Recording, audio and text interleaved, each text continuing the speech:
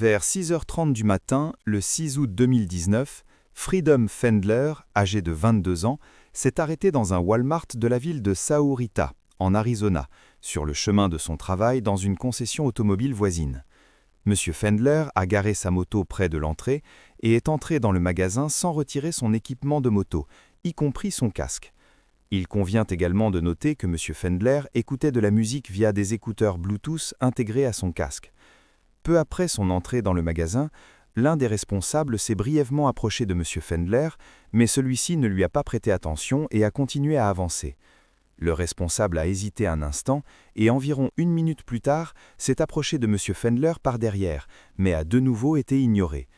M. Fendler a continué à faire ses achats pendant encore une dizaine de minutes, et après avoir payé, puis s'être arrêté près d'un banc à l'intérieur du magasin pour ranger ses affaires dans son sac à dos, il a été encerclé par plusieurs agents de la police de Sahuarita.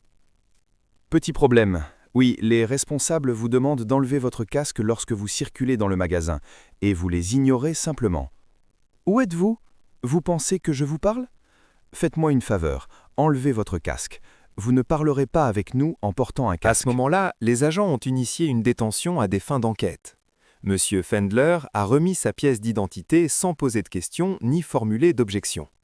La légalité du port du casque à l'intérieur d'un Walmart n'est pas déterminante ici. La véritable question est de savoir si les agents disposaient de motifs raisonnables de soupçonner que M. Fendler violait les règles de présence sur une propriété privée, trespassing. Étant donné que le responsable ayant appelé la police a déclaré avoir demandé à plusieurs reprises à M. Fendler de partir, il est probable que les agents aient agi dans le cadre de leur pouvoir en le retenant afin de clarifier la situation. Comme dans de nombreux États, en Arizona, les citoyens sont tenus de donner leur nom si un policier les soupçonne d'avoir commis une infraction, conformément au Arizona Revised Statutes 13214. M. Fendler aurait été obligé de décliner son identité même s'il n'avait pas remis volontairement sa pièce d'identité. Il est important de noter que M. Fendler a bel et bien été détenu, car c'est à partir de ce moment que s'appliquent les garanties du 4e amendement de la Constitution. La Cour suprême des États-Unis a rendu de nombreuses décisions établissant le cadre juridique permettant de distinguer les arrestations légales des arrestations illégales. Avec le temps, cette jurisprudence est devenue plus formalisée. Dans l'affaire Terry versus Ohio 1968, la Cour suprême a souligné que toute interaction personnelle entre un policier et un citoyen ne constitue pas nécessairement une saisie de la personne, et que ce n'est que lorsque l'agent, par la force physique ou par une démonstration d'autorité, restreint d'une manière ou d'une autre la liberté du citoyen, que l'on peut conclure qu'il y a eu saisie.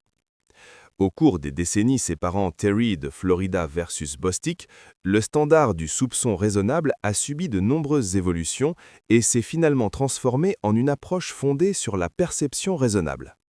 Dans l'arrêt Bostick, la Cour a jugé que la question centrale pour déterminer si un citoyen avait été détenu était de savoir si une personne raisonnable se serait sentie libre de refuser les demandes de l'agent ou de mettre fin autrement à l'interaction. Étant donné que M. Fendler était entouré d'agents et qu'on lui a ordonné de présenter une pièce d'identité et d'enlever son casque, il est très probable qu'un tribunal l'aurait considéré comme détenu et par conséquent bénéficiaire des protections constitutionnelles. Le responsable a déclaré que de la musique jouait dans le casque de M. Fendler. Il a affirmé s'être approché directement de lui et lui avoir demandé d'enlever son casque. Vous voyez le responsable s'approcher directement de vous et vous demander d'enlever votre casque. Comment avez-vous pu ne pas le remarquer? J'ai vu qu'il disait quelque chose, mais... J'ai déjà abordé l'efficacité des témoignages dans un épisode précédent. Le lien sera dans l'astuce en haut. Je ne m'y attarderai donc pas en détail ici. Il est toutefois important de noter que les témoins peuvent être extrêmement peu fiables, et les souvenirs du responsable en sont une illustration frappante. Premièrement, le responsable affirme s'être approché directement de M. Fendler et laisse entendre que celui-ci l'ignorait intentionnellement. Or, comme on peut le voir sur les images de vidéosurveillance, le responsable ne fait qu'un léger geste et reste la plupart du temps hors du champ de vision de M. Fendler. Étant donné que M. Fendler portait un casque et des écouteurs, il est tout à fait possible qu'il n'ait simplement pas réalisé que quelqu'un tentait de lui parler. Ensuite, le responsable affirme avoir suivi M. Fendler à travers la moitié du magasin en lui ordonnant de s'arrêter. Les enregistrements vidéo montrent une nouvelle fois que cette affirmation est inexacte. Bien que le responsable ait effectivement traversé le magasin derrière M. Fendler, lors de la seconde approche, il s'est placé derrière lui et a rapidement cessé cette tentative après avoir été de nouveau ignoré. Le responsable a également insinué que M. Fendler ne pouvait en aucun cas ne pas l'avoir remarqué, même avec des écouteurs. Cependant, les images des caméras montrent clairement qu'il est tout à fait possible que M. Fendler n'ait réellement pas perçu la présence du responsable. Sans interroger d'autres témoins, sans visionner les enregistrements vidéo et sans entendre la version de M. Fendler, les agents ont commencé l'interrogatoire en partant du principe que le responsable disait la vérité. De plus, ils ont permis au responsable de mener de facto l'interrogatoire de M. Fendler pendant l'enquête, ce qui n'a fait qu'aggraver l'escalade du conflit. M. Fendler a continué à répondre aux questions et pendant un instant, il a semblé qu'il aurait l'occasion d'expliquer la situation. « Dis-moi, quel est l'intérêt de ne pas enlever ton casque ? » ?»« C'est plus rapide, mec. Comme je l'ai dit, je suis sur le chemin du travail. »« Où travailles-tu ? » ?»« Chez Jim Click. »« Tu as fait le tour du magasin ? Qu'as-tu acheté ? » ?»« Un sandwich, un Gatorade, 2 pêches, une brosse, je crois 4 poêles et une brosse à dents. » « Et pendant tout ce temps, tu portais ton équipement ? » Le responsable a continué à mettre la pression, affirmant qu'enlever et remettre un casque ne prend que quelques secondes et que M. Fendler effraie les gens en se promenant dans le magasin avec un sac à dos et le visage couvert.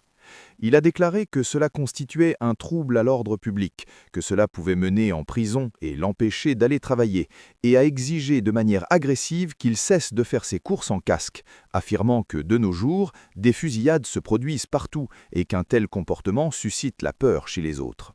Il y a des flics partout, avec des fusils, dehors, qui attendent qu'un tireur sorte de quelque part. C'est absurde, mais voilà où on en est arrivé. Alors sors la tête de ton cul et arrête de contester chaque fois qu'on te dit quelque chose. Je te le dis, regarde ce que tu fais. Tu essaies constamment de me contredire. Je ne suis pas la personne avec qui tu devrais discuter. Je n'essayais pas de discuter. Alors pourquoi tu parles tout le temps ? Arrête de parler. D'accord, d'accord. Il s'agit de l'officier John George, et sa réaction émotionnelle n'a en rien contribué à atteindre les objectifs de l'enquête lors de la détention de M. Fendler. Au contraire, elle a empêché l'officier de se forger une compréhension complète et contextualisée des accusations formulées par le responsable du magasin. De plus, la remontrance de l'officier George était non professionnelle et injustifiée et violait également le droit de M. Fendler à la liberté d'expression garantie par le premier amendement. Dans l'affaire Houston vs Hill, 1987, la Cour suprême a statué que les citoyens ont le droit d'exprimer leur opinion aux policiers ou en leur présence, qu'ils soient ou non en service. M. Fendler était en état de détention lorsque l'officier George lui a ordonné de se taire, ce qui revient essentiellement à ce qu'un agent de l'État prive un citoyen de son droit à la liberté d'expression. Les agissements de l'officier George laissent également entrevoir de possibles violations du 4e amendement. Dans l'affaire Florida vs Royer, 1983, la Cour suprême a jugé que la portée d'une détention doit être strictement proportionnée à sa justification initiale et que les méthodes d'enquête employées doivent être les moins intrusives raisonnablement disponibles pour confirmer ou infirmer les soupçons de l'agent dans les plus brefs délais. Le comportement de l'officier George ne servait aucun objectif d'enquête et M. Fendler a été contraint d'écouter et d'obéir puisqu'il était détenu. Bien que cela soit peu probable, un tribunal pourrait théoriquement conclure que l'officier George a violé les droits de M. Fendler garantis par le 4e amendement, en prolongeant la détention pour une leçon de morale et en le forçant à se taire. Dans de nombreux épisodes d'Audit the Audit, des cas ont déjà été examinés où des agents prolongeaient une détention pour faire la leçon. Bien que la Cour suprême ne se soit pas explicitement prononcée sur la constitutionnalité d'un tel comportement, la jurisprudence antérieure suggère que cela pourrait être considéré comme une violation du 4e amendement. Indépendamment de toute violation juridique, la crise de colère de l'officier George était totalement non professionnelle et inappropriée. Après que l'officier George s'est calmé, le responsable et les agents ont continué à poser des questions à M. Fendler, mais celui-ci a choisi de garder le silence. Donc, officiellement, l'accès à ce magasin vous est interdit. ne revenez plus jamais dans ce Walmart. Si vous revenez et que le responsable vous voit, vous serez arrêté pour cela. Nous n'avons pas de photo? Il sortira, ce sera sur les caméras. Faites-le sortir, merci. Quel est le montant de l'achat? Suis-je obligé de le dire? Oui, vous y êtes obligé. D'accord, je dois regarder sur mon téléphone. Et qu'est-ce que j'ai d'autre dans ma poche? Votre téléphone. D'accord. Sachez-le bien, si vous revenez ici, vous serez arrêté. Vous comprenez ce qu'on vous dit? L'accès au Walmart vous est interdit. C'est un système national. Vous n'êtes pas seulement interdit de ce Walmart. Si quelque chose se produit et que vous êtes à nouveau intercepté dans un autre magasin, pour port de casque ou d'autres idioties du même genre, vous finirez en cellule. Ça n'aurait jamais dû en arriver là. Mais combien de personnes voyez-vous qui font leurs courses avec un casque de moto? Surtout après la fusillade de Dayton et, bon sang, celle d'El Paso. Les gens sont tendus, effrayés, inquiets. Quand quelqu'un entre dans un magasin avec un casque de moto et un sac à dos camouflage militaire, les gens ne pensent pas à des choses anodines. Vous comprenez à quoi ça ressemble? C'est du simple bon sens. Moi aussi, je fais de la moto. J'enlève toujours mon casque. Est-ce que ça fait vraiment gagner tant de temps que ça? Aujourd'hui, non. Prenez-vous des médicaments? Quel âge avez-vous? Quel âge avez-vous? Vous vous comportez comme un petit enfant. Combien de fois lui avez-vous demandé de partir? Au moins 5 ou 6 fois. Il ignorait tout simplement. J'ai traversé la moitié du magasin avec lui, je marchais juste à côté, je lui demandais de s'arrêter, je disais que j'appelais la police. Monsieur Fendler a été arrêté, inculpé pour trouble à l'ordre public et conduit au centre de détention du comté de Pima où il a passé 17 heures. Par la suite, toutes les charges ont été abandonnées et Monsieur Fendler a intenté une action en justice, affirmant avoir fait l'objet d'une fouille illégale, d'une arrestation abusive, de poursuites malveillantes et de diffamation publique. Selon Green Valley News, au 1er septembre 2020, la ville de Sahuarita et le service de police de Sahuarita niaient toute faute et avaient déposé une requête en irrecevabilité de la plainte.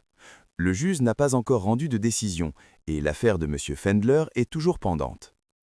Dans l'ensemble, les agents de Sahuarita reçoivent la note F pour leur incapacité à mener une enquête approfondie et légale, pour leur comportement hostile et condescendant tout au long de la situation, et pour avoir fait dégénérer un simple avertissement pour violation des règles de présence en une arrestation pour trouble à l'ordre public.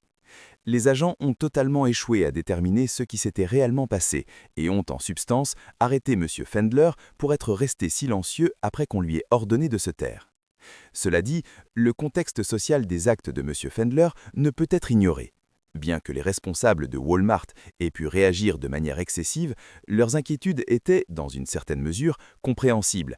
L'incident s'est produit seulement quelques jours après la fusillade du Walmart d'El Paso, au cours de laquelle 23 personnes ont été tuées et 23 autres blessées.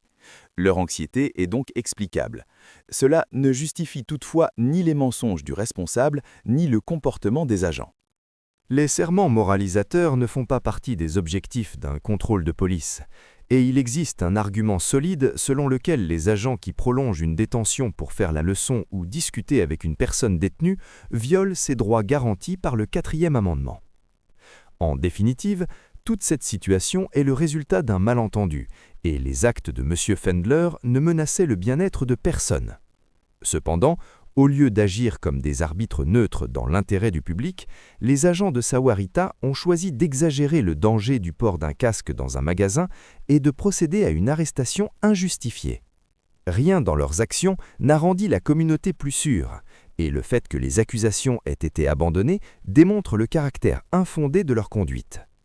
M. Fendler obtient la note B+, car bien qu'il aurait pu faire un usage plus avisé de son droit au silence, il est resté calme et coopératif tout au long de l'incident, a fait un réel effort pour instaurer un dialogue constructif et a ensuite eu recours aux voies de droit appropriées. Dès le départ, M. Fendler était en position défavorable, et il est probable qu'il n'y avait pas grand-chose qu'il puisse dire ou faire pour éviter l'arrestation, d'autant plus qu'il ne disait absolument rien au moment où les agents ont décidé de l'arrêter.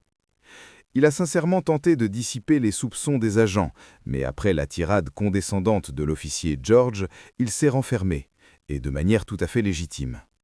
Bien que M. Fendler ait finalement choisi de garder le silence, il n'a pas déclaré explicitement qu'il exerçait son droit garanti par le 5e amendement, et le moment auquel il a commencé à se taire aurait pu être mieux choisi. Néanmoins, je salue le sang-froid de M. Fendler et le fait qu'il ait porté l'affaire devant la justice. Il sera intéressant de voir l'issue de la procédure intendue par M. Fendler, mais il pourrait encore s'écouler beaucoup de temps avant qu'une décision définitive ne soit rendue. Dites-nous dans les commentaires quelles interactions ou quelles questions juridiques vous aimeriez que nous analysions. Merci d'avoir regardé et n'oubliez pas de liker et de vous abonner pour voir davantage de contenu sur les interactions avec la police.